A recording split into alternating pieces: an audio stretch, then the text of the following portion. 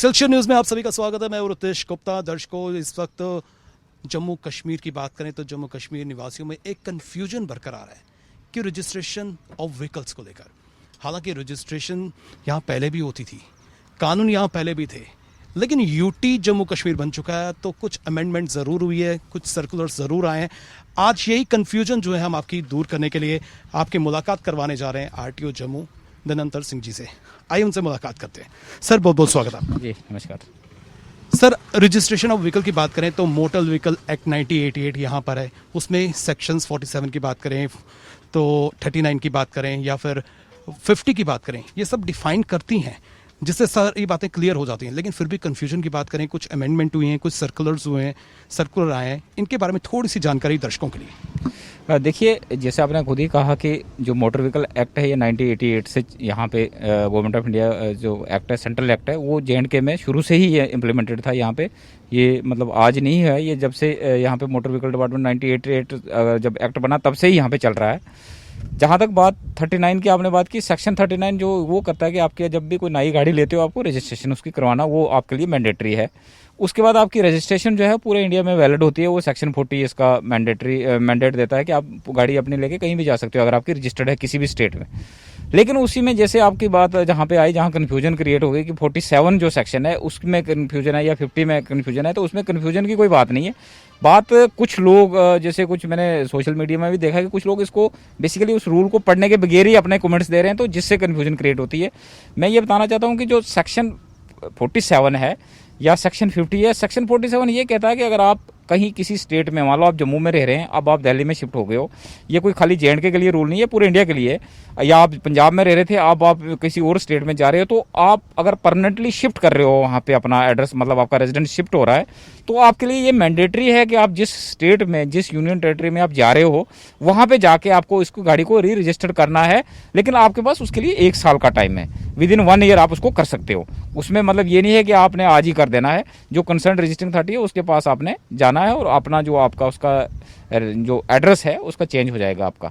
जहाँ तक सेक्शन 50 है, सेक्शन 50 जो है वो ट्रांसफ़र है, ट्रांसफ़र ऑफ ओनरशिप के बारे में। मान लीजिए मैंने गाड़ी दिल्ली से खरीदी है, अब मैं जम्मू में रह रहा हूँ, तो मुझे उसको ट्रांसफ़र करवाना है, क्योंकि हमारा सारा जो डाटा है इस गाड़ी का कोई भी जाए वो सारा वाहन पोर्टल पे ऑनलाइन होता है। तो उसके लिए मैंडेटरी है कि जहाँ से आपने गाड़ी खरीदी है उस आरटीओ से आपने एनओसी लानी है। सेक्शन 48 में हमें एनओसी देते हैं हम लोगों को, तो वो 48 में, सेक्शन 48 में जो आप एनओसी है वो ऑनलाइन एनओसी होती है। वो जहाँ आप उसको रजिस्टर करवाना चाहते हो वो उसके लिए डायरेक्टली आ जाती है वो ऑनलाइन एनओसी। जैसे अगर जम्मू आरटीओ के लिए आप ला रहे हो या कश्मीर के लिए ला रहे हो, जहाँ भी ला रहे हो, तो वहाँ की एनओसी आ जाएगी और साथ में क्राइम रिपोर्ट लगती है कि आपने एनओसी लाई हुई है कि ये गाड़ी कहीं चोरी वगैरह में नहीं है, और जिस बंदे से, जिस आदमी से आपने गाड़ी खरीदी है उसके साथ आपकी सेल डीड होगी, उस सेल डीड की कॉपी लगती है। तो उसके बाद आपने यहाँ पे आके उसको गाड़ी को रजिस्टर करवा देना, वो ट्रांसफ़र हो जाएगी आपके नाम पे।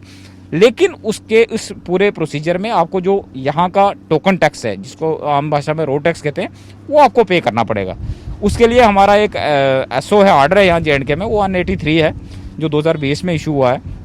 क्योंकि पहले जो 492 हमारा एसआरओ है उसमें कुछ अमेंडमेंट्स हुई थे, इसीलिए तो उसमें ये 183 के तहत आपने यहाँ पे प्रो रेटा बेसिस पे उसकी जो टैक्स है वो पे करना। प्रो रेटा बेसिस मैं लोगों की इन्फॉर्मेशन के लिए बताना चाहूँगा कि वो टैक्स है जितने साल उस गाड़ी की लाइफ बची है सिर्फ उसी का ही आपने टैक्स देना। मान लो कोई गाड़ी 12 साल पुरानी है, वो पंजाब में चल रही थी, अब आपने यहाँ उसको खरीद के लाया, तो आपको खाली 3 साल का टैक्स देना है। 12 साल का टैक्स जो है वो आपको वहाँ पे पहले ही दिया हुआ, तो वो वहाँ पे लेस हो जाएगा। लेकिन कंडीशन ये है कि यहाँ पे आप टैक्स अगर पे नहीं करोगे, वहाँ से एनओसी नहीं लाओगे, तो यहाँ पे वो गाड़ी रजिस्टर्ड नहीं होगी। ये ट्रांसफर ऑफ व्हीकल का प्रोविजन है। सिर्फ जे.एंड.के में BS3 नॉर्म्स की, जो पोल्यूशन नॉर्म्स 3 है, वो यूरो 3 जो व्हीकल्स है वो यहाँ पे रजिस्टर्ड नहीं है, वो बैन है यहाँ पे। इसके अलावा BS4 BS6 कोई भी गाड़ी आप खरीद के लाते हो यहाँ पे वो रजिस्टर हो जाएगी। जैसे कि आपने BS3 की तरफ इशारा किया, अगर मैं एक एग्जांपल लेता हूँ, मैं सपोज राजस्थान का निवासी हूँ, मेरी जॉब है वहाँ पर, मैं वहाँ से व्हीकल परचेज़ करता हूँ और उसके बाद मेरी शादी हो जाती है, मैं जम्मू आता हूँ, मैं जम्मू में यहीं रहने लगता हूँ, तो क्या वो गाड़ी मेरी यहाँ पर वैलिड होगी या नहीं होगी, क्योंकि मैंने परचेज़ राजस्थान से की है? देखिए, उसमें BS3 का जो बैन ऑर्डर है उसमें ये कंडीशन रिलैक्सेशन दी हुई है। मान लो अगर आपकी अपनी गाड़ी है, अपने नाम पे आपने राजस्थान में खरीदी थी, अब आप जम्मू में आ गए हो, तो आपको वो गाड़ी आप यहाँ पे ला सकते हो और अपने नाम पे यहाँ पे आपका जो चेंज ऑफ एड्रेस की NOC लेके आओगे वो आपके नाम पे ही रहेगी, लेकिन यहाँ एड्रेस जम्मू का आ जाएगा, उसमें कोई दिक्कत नहीं है। लेकिन अगर आप खरीद के लाते हो किसी से, सेकंड पार्टी मतलब रीसेल करते हो, कहीं से सोल्ड व्हीकल ला रहे हो जो पहले यूज्ड है अब आप ला रहे हो, तो उसमें आपको वो यहाँ पे BS3 रजिस्टर नहीं होगी। साथ में जो बाकी कंफ्यूजन जो क्रिएट हो रही है कि जरा जैसे कोई लोग कहते हैं कि हम टूरिस्ट पर्पज के लिए यहाँ पे घूमने फिरने आए, तो क्या हमें भी करवाना है, या कोई सर्विस कर रहा है यहाँ पे 2-4 साल के लिए, सेंट्रल गवर्नमेंट का एम्प्लॉई है यहाँ आया, तो उसको उसके लिए ये मैंडेटरी नहीं है, उसको नहीं करवाना है। उसको जस्ट ये है कि अगर कोई इन्फोर्समेंट एजेंसी जैसे ट्रैफिक है या हमारे मोटर व्हीकल डिपार्टमेंट के लोग हैं कहीं अगर पूछते हैं, तो उसको एटलीस्ट यहाँ पे अपना आई कार्ड होना चाहिए कि मैं यहाँ पोस्टेड हूँ और ये बाहर से ही है। तो अदरवाइज अपनी गाड़ी लेके आपको कोई नहीं पूछेगा, और एक्ट भी ऐसा मैंडेटरी नहीं है आपके लिए कि आपको यहाँ पे गाड़ी का रजिस्टर करना अगर आप सर्विस कर रहे हो। लेकिन यह है कि जहां के आप ओरिजिनल रहने वाले हो वहां वो रजिस्टर होनी चाहिए, विदाउट रजिस्ट्रेशन आप गाड़ी नहीं चला सकते हो। आरटी साहब, मैं ये भी जानना चाहता हूँ BS3 हमारे यहाँ क्यों बैन है? नहीं, ऐसा नहीं है। आप BS3 जो है वो बेसिकली जैसे आपको जानते हो कि ये पोल्यूशन नॉर्म जो उसका पोल्यूशन लेवल है वो ज़्यादा होता है, पुरानी गाड़ी है। BS3 मोस्टली गाड़ियाँ वो हैं जो 2010 से पहले की गाड़ियाँ, पुरानी गाड़ियाँ हैं, वो बैन यहाँ के की गई थी इसी नॉर्म्स को देखते हुए कि यहाँ पे पोल्यूशन को रोका जाए। ये पूरे इंडिया में, ये खाली JNK में नहीं, हर स्टेट का। जैसे आप दिल्ली में चले जाओगे वहाँ तो आपको 10 साल से ऊपर गाड़ी जो है डीजल की नाई भी नहीं आपको चला सकते हो, पेट्रोल गाड़ी 15 साल के बाद नहीं चला सकते। लेकिन JNK में हमारा यहाँ JNK का बड़ा लीनिट, हमारा जो JNK मोटर व्हीकल रूल्स हैं 1991 के, उनके तहत यहाँ पे हमारी गाड़ी जो 25 साल तक चल सकती है। मतलब यहाँ पे वो रिलैक्सेशन गवर्नमेंट ने दी हुई है लोगों की सहूलियत के लिए, ऐसा नहीं है। लेकिन BS3 जो है उसको बैन इसलिए किया कि उसका जो पोल्यूशन है वो ज़्यादा फैलता था। अब लोगों के पास BS3 गाड़ियाँ बड़ी है, मुझे नहीं लगता किसी की है, उसमें भी गवर्नमेंट ने एग्जम्पशन दी हुई है कि अगर आपकी अपनी गाड़ी है तो आप उसको ला सकते हो, उसको आप रजिस्टर करवा सकते हो यहाँ पे। लेकिन अगर आप किसी से खरीद रहे हो तो वो आपको रजिस्टर यहाँ पे रजिस्टर नहीं होगी।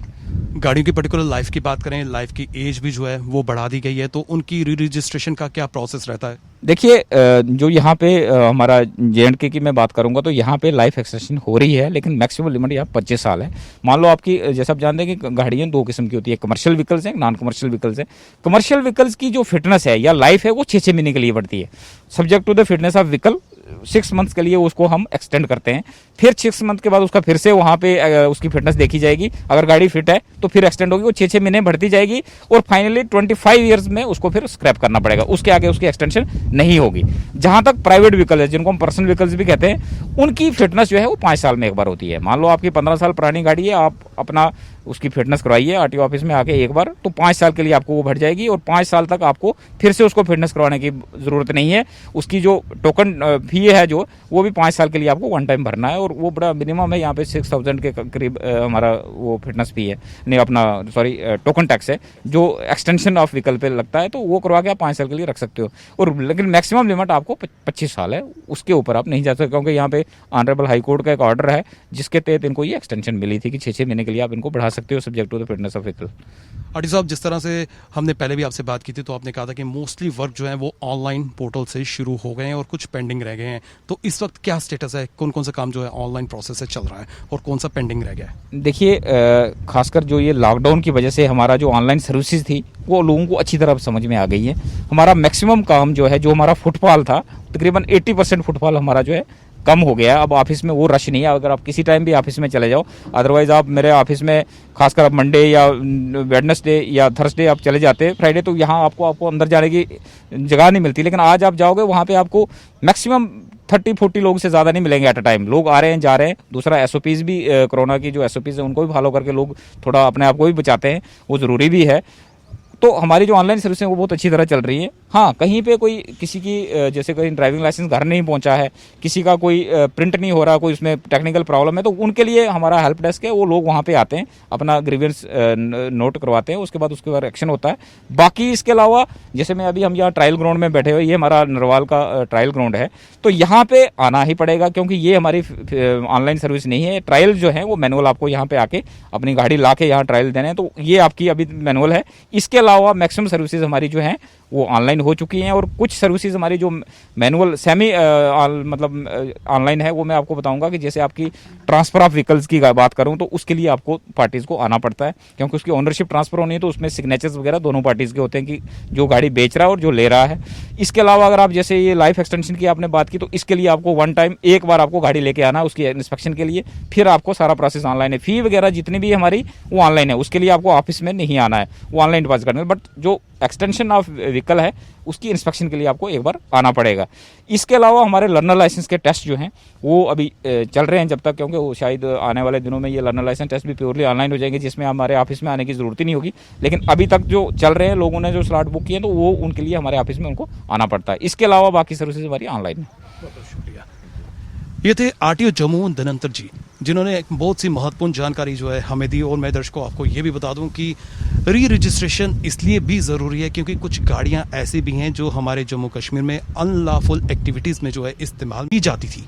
इसी को रोकने के लिए भी प्रशासन ने एक उम्दा पहल की है और हम सबको जो है प्रशासन का सहयोग करना चाहिए, ताकि इस तरह की एक्टिविटीज़ में अगर कोई इन्वॉल्व होता है उसकी सूचना तुरंत जो है हम विभाग को दे सकते हैं और ऐसी एक्टिविटीज़ को रोक सकते हैं।